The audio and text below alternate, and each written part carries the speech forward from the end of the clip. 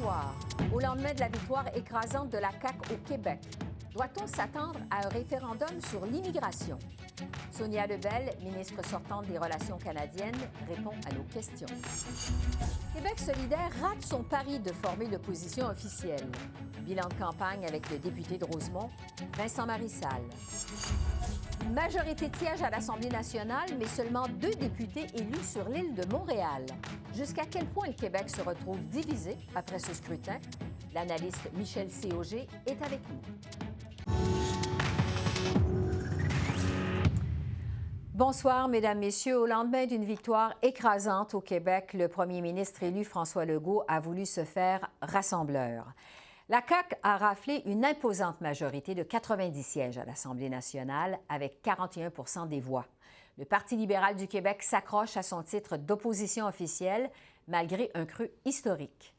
Québec solidaire, de son côté, a pratiquement fait du surplace, réussissant à faire élire un député de plus qu'à la dernière élection.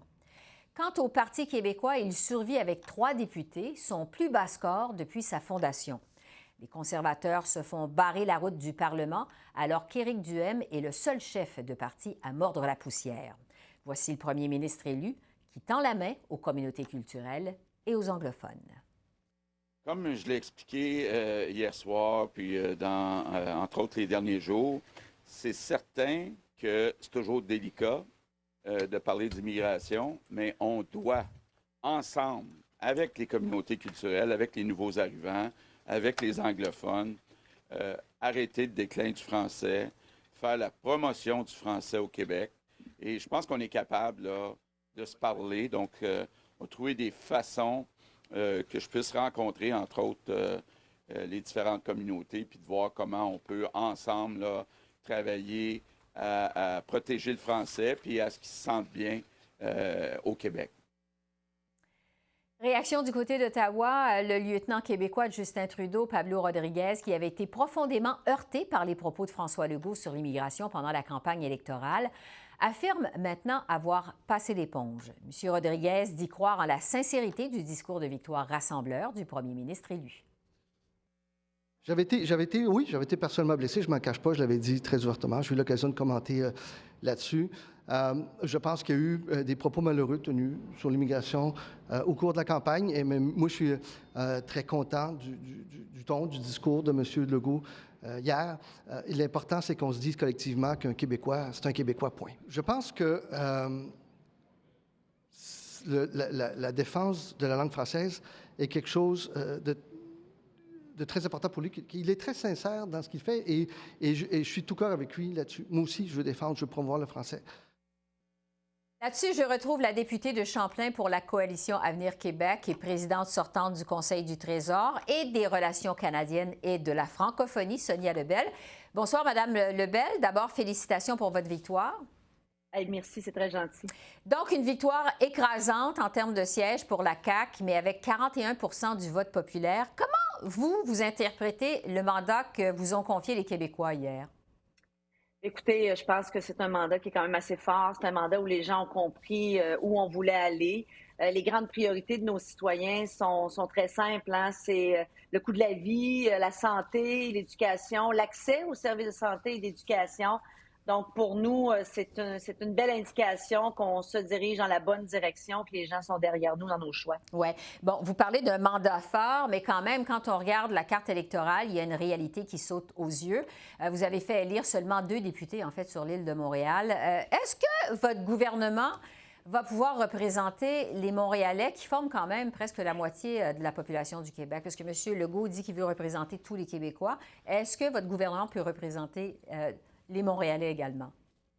Bien, au-delà du nombre de députés, plusieurs des ministres sortants du cabinet, des ministres très forts d'ailleurs, hein, quand on parle du ministre de la Santé, de l'Économie, des Finances, moi-même d'ailleurs, qui ai travaillé sur l'île de Montréal pendant près de 27 ans, jusqu'en 2017, Monsieur le premier ministre lui-même, François Legault, qui habite à Montréal, ont une très belle connaissance de la réalité de l'île de Montréal. On a quand même deux personnes, 2 candidats très fortes, Ce sont 2 femmes qui sont sur l'île de Montréal également pour nous faire part des réalités de l'île de Montréal. La mairesse Plante a eu l'occasion de le dire d'ailleurs qu'elle n'était pas inquiète compte tenu du fait que Autour du premier ministre, il y a beaucoup de gens qui connaissent la réalité de Montréal, puis on est très conscient de l'importance de Montréal, mais de l'importance aussi des régions.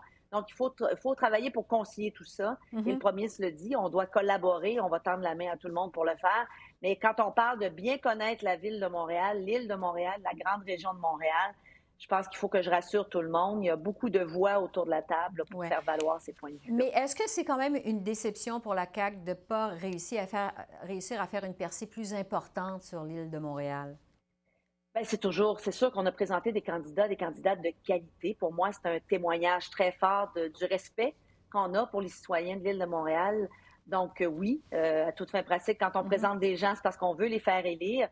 Mais je pense que ce qui est important, c'est de bien comprendre qu'on a tout ce qu'il faut et que les Montréalais ont quand même une présence très forte autour du premier ministre, autour du cabinet. Parlons du mode de scrutin. Je le disais, la CAQ a fait élire 90 députés avec 41 du vote. Avec 15 du vote, le Parti québécois a fait élire seulement 3 députés. Le chef du PQ parle d'ailleurs d'injustice.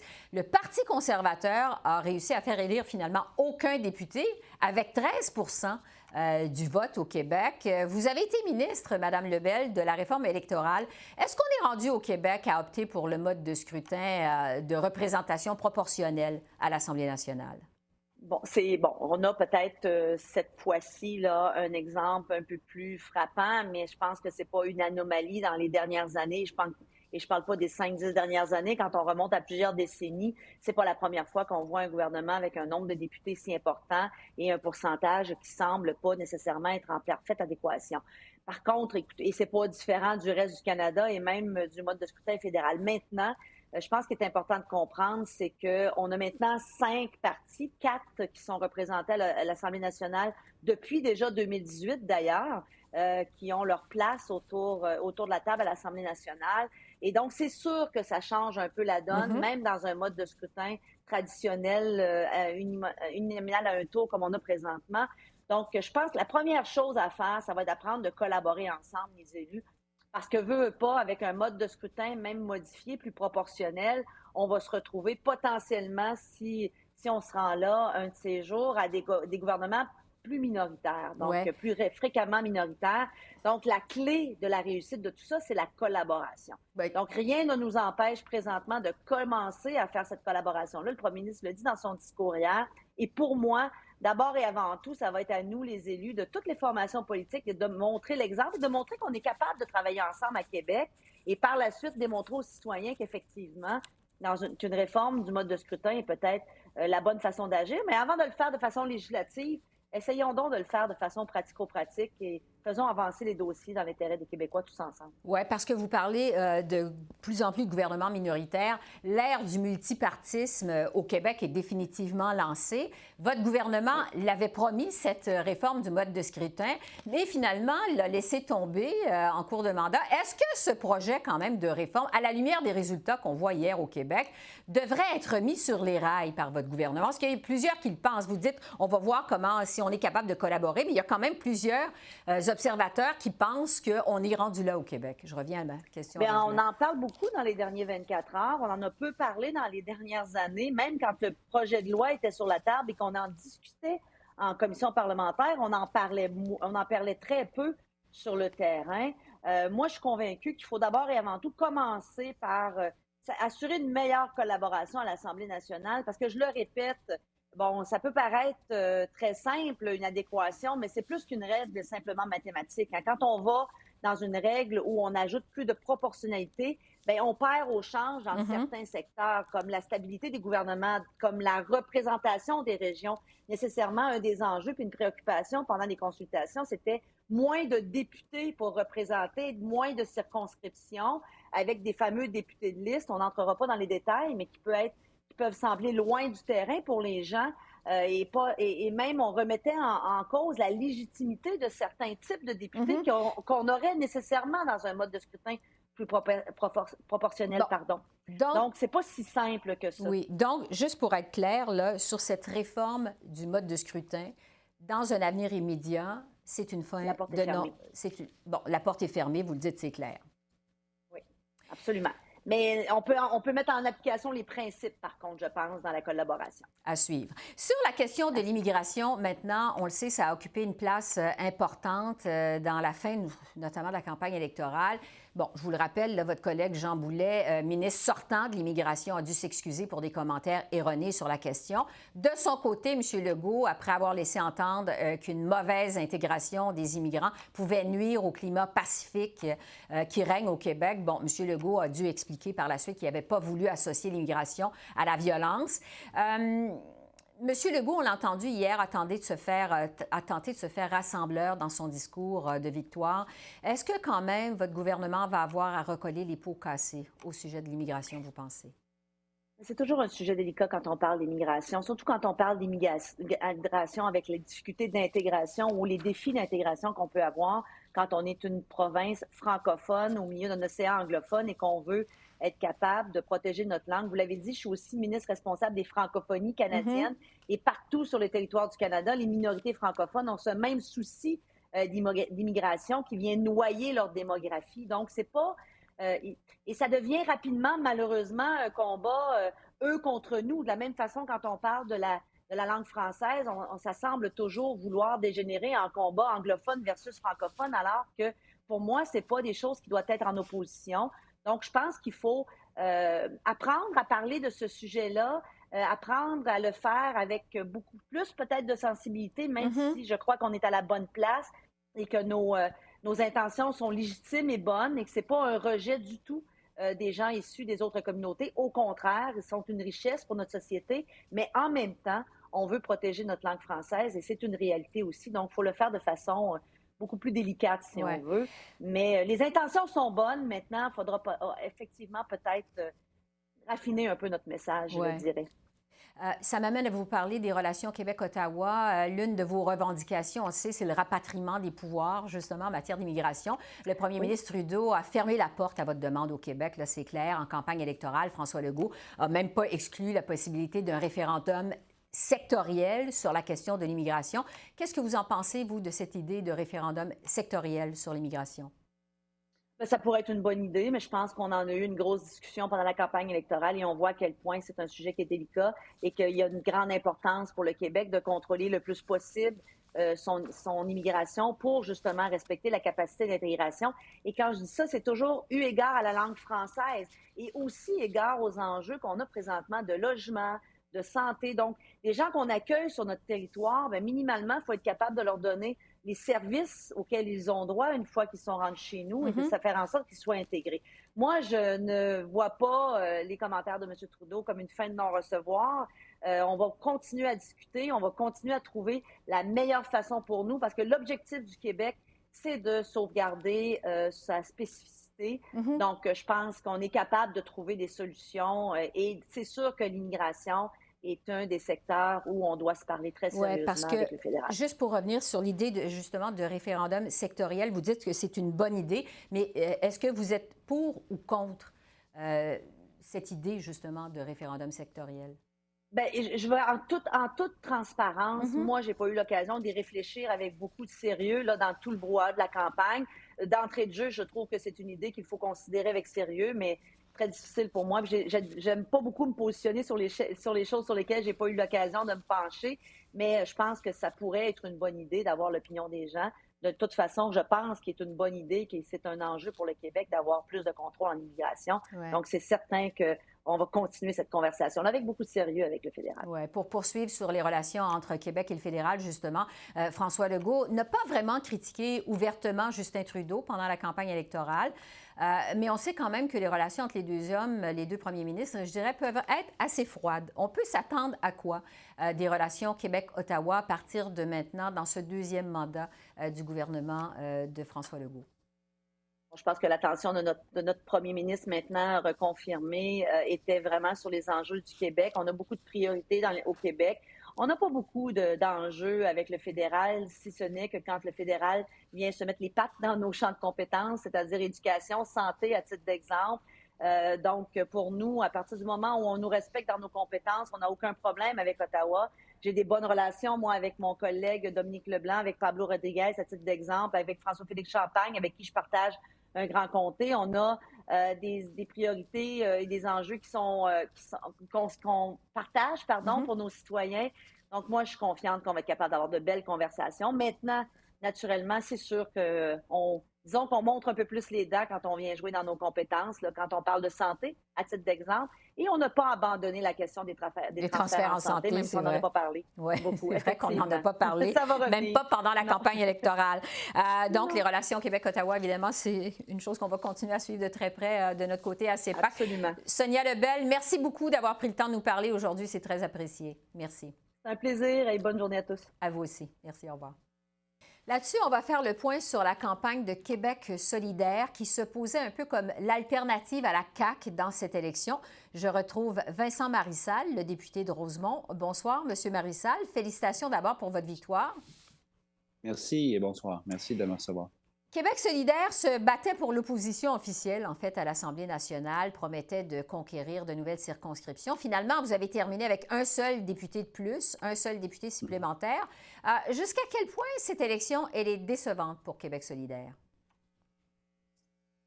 On ne se cachera pas qu'on aurait souhaité avoir davantage de nouveaux collègues au caucus. C'est un fait. On a pensé un moment qu'on pouvait y arriver. Sauf que la vague caquiste était très forte, on va se le dire, même dans certains coins où on avait des candidatures extraordinaires. Je pense par exemple à Mélissa Généreux dans Saint-François, qui nous aurait fait une députée et qui aurait fait une députée extraordinaire à l'Assemblée nationale. La vague caquiste était telle qu'on a résisté. C'est déjà mieux que les autres partis de l'opposition. On a résisté, sauf dans Rouyn-Noranda-Témiscamingue. Ça, c'est une très, très grande tristesse. Là, je le dis à titre personnel, de perdre une collègue de la qualité d'Émilie Lessard-Terrien, et ça me brise le cœur.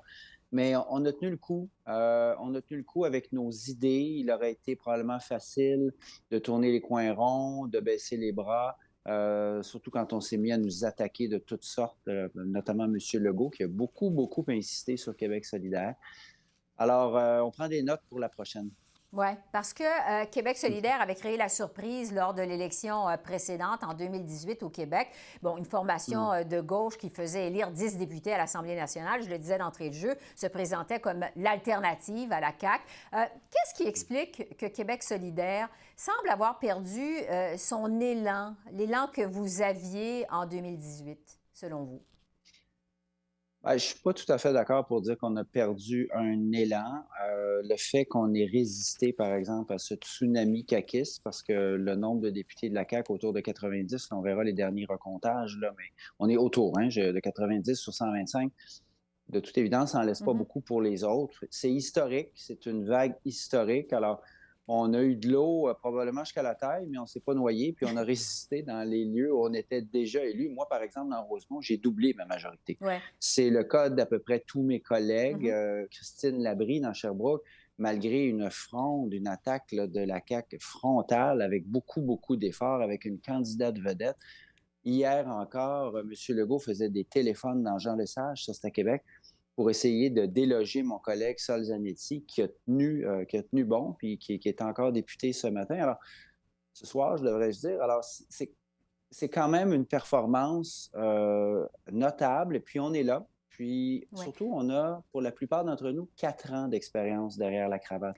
Alors, on sera une opposition très féroce à l'Assemblée nationale. À la suite des résultats électoraux hier, votre chef, Gabriel Nadeau-Dubois, a dit que la démocratie est malade et qu'il faut relancer le débat sur le mode de scrutin au Québec. Ça fait longtemps qu'on en parle d'ailleurs. François Legault dit que ça ne fait pas partie de ses priorités, ça ne fait pas partie des priorités des Québécois. On vient d'entendre Sonia Lebel, la ministre sortante des institutions démocratiques, carrément exclure l'idée d'une réforme du mode de scrutin. Votre réaction à ça? Pourtant, François Legault s'est engagé à le faire. Personne ne l'obligeait à signer ce papier avec le mouvement Démocratie Nouvelle et il l'a signé, le papier. Il s'était engagé avec les autres chefs, comme la plupart des autres chefs avant lui d'ailleurs, des anciens premiers ministres, et il ne l'a pas fait. Non seulement il a dit que c'est plus sur la table puis que ça ne l'intéresse pas, mais il a dit aussi pendant la campagne électorale que c'était l'affaire de quelques intellectuels au Québec. Je ne suis pas d'accord, moi, parce qu'effectivement, il y a des gens là, dont le vote n'est pas vraiment représenté, et pas que des électeurs de Québec solidaire, là, des électeurs de tous les partis de l'opposition. Alors, il y a une distorsion, elle est mathématiquement visible, Et ce que M. Legault a fait, lui qui avait dit qu'il ne ferait pas un Justin Trudeau de lui, c'est exactement ce qu'il a fait. Bon. Là, on est dans du concentré, je dirais même de l'huile essentielle de cynisme, parce que c'est ça qui dérange la population, quand on a l'impression que notre vote est perdu. Il faut aller plus vite, Vincent Marissal. Je veux vous entendre sur l'environnement parce que c'était une de vos priorités à Québec solidaire en campagne. Pourtant, l'appui pour la CAQ a été massif. La CAQ qui propose le fameux troisième lien dans la région de Québec, son projet de construction de tunnels. Bon, comment vous expliquez que l'enjeu de l'environnement n'ait pas pesé aussi lourd dans la balance dans cette élection, comme plusieurs l'avaient prévu pourtant au Québec? Parce que notamment, il y avait un immense nuage sur la tête de tout le monde au Québec et partout d'ailleurs. C'est l'inflation qui est venue chasser l'enjeu de l'environnement. On aurait pu parler de santé aussi, d'éducation. On en a finalement assez peu parlé. Et je comprends pourquoi l'inflation est devenue assez obnubilante pour la population du Québec. Mais on sera là, hein? On sera là dès qu'on retourne à l'Assemblée nationale et on en reparlera du troisième lien, Mme Bégin. Moi, je persiste à croire que M. Legault reculera là-dessus, notamment parce que les maires ne sont pas d'accord. À suivre. Votre chef, en terminant, Gabriel Nadeau-Dubois, a répété dans son discours de victoire que la lutte au changement climatique ne peut pas attendre 4 ans, que c'est dans le prochain mandat que ça passe ou que ça casse, que ça prend des gestes concrets, en fait, maintenant. Quel est le premier geste que le premier ministre Legault devrait poser en matière d'environnement et qui pourrait plaire à Québec solidaire? M. Legault s'est engagé hier soir à consulter les chefs de l'opposition. Nous avons une plateforme environnementale qui est sérieuse, qui a été réfléchie, qui a été avalisée par des experts. M. Legault, il n'a pas fait ses devoirs en environnement. Il a un grand retard. Nous sommes disponibles et totalement disposés à lui donner de très bonnes idées dans notre programme. Mais il faut d'abord qu'il consulte. Il s'est engagé à le faire hier. Vincent Marissal, député de Rosemont pour Québec solidaire, merci beaucoup. Merci. Merci de l'invitation. Merci. Au revoir. Je vais conclure sur cette élection au Québec avec l'analyste politique Michel Séauger. Bonsoir, Michel. Bonsoir, Esther. Donc, une majorité écrasante de la CAQ, mais qui est presque absente de l'île de Montréal. Je vous demanderai d'abord jusqu'à quel point le Québec se retrouve coupé en deux au lendemain de cette élection. Il se retrouve coupé en deux de plusieurs façons. Il se retrouve coupé en deux géographiquement, comme vous le dites, avec le parti au pouvoir qui n'a que 2 sièges sur l'île de Montréal. Ce qu'il y avait avant, ce pas les mêmes 2 sièges, mais quand même. D'autre part, il se retrouve coupé linguistiquement. Plus que jamais, le Parti libéral du Québec et le Parti de la communauté anglophone. Mme Anglade garde le titre de chef de l'opposition, mais c'est uniquement à cause des voix et de la concentration du vote libéral dans Alors, ça fait beaucoup de clivage pour un nouveau gouvernement va devoir gérer. Oui, parce qu'on l'a dit, la bataille de cette élection, c'était celle pour l'opposition. Finalement, ce sont les libéraux quand même qui conservent l'opposition officielle à l'Assemblée nationale, mais avec seulement 14 % du vote populaire. C'est le pire score de l'histoire du PLQ. C'est moins que le Parti québécois, moins que Québec solidaire également. Vous parliez des libéraux il y a un instant. Qu'est-ce qui explique une telle déroute pour les libéraux? D'abord parce qu'il y avait 4 grands partis d'opposition. C'est du jamais vu, ça. Le système parlementaire britannique, qui est le nôtre, fonctionne bien quand il y a 2 partis ou un troisième parti des fois, mais c'est vraiment un système qui fonctionne en bipartisme. Et les libéraux avaient toujours, donc, oui, des assises très fortes dans la communauté anglophone, mais aussi des ancrages très forts dans le Québec francophone. Et ces ancrages-là dans le Québec francophone sont, pour l'essentiel, vraiment disparus. Je veux dire, ils ont, dans tout le Québec, à part la grande région de Montréal, un seul siège. On n'a jamais vu ça non plus, du Parti libéral. Donc, il y a un travail énorme de reconstruction à faire du parti lui-même, de la machine du parti. On parlait autrefois de la grosse machine rouge. Il n'y avait plus de machine. Il n'y avait pas de machine rouge, il n'y avait pas de machine d'aucune couleur au Parti libéral. Ça ne marchait pas. Et ça, il faut le reconstruire. Et il faut reconstruire des ancrages dans le Québec francophone. C'est un énorme mandat qui attend Mme Anglade si elle décide de rester. Bon, vous dites justement Mme Anglade si elle décide de rester parce qu'il y a beaucoup de spéculations sur l'avenir de Mme Anglade qui, quand même, a réussi à conserver sa circonscription dans la région métropolitaine hier. Est-ce qu'elle va pouvoir rester, selon vous, justement?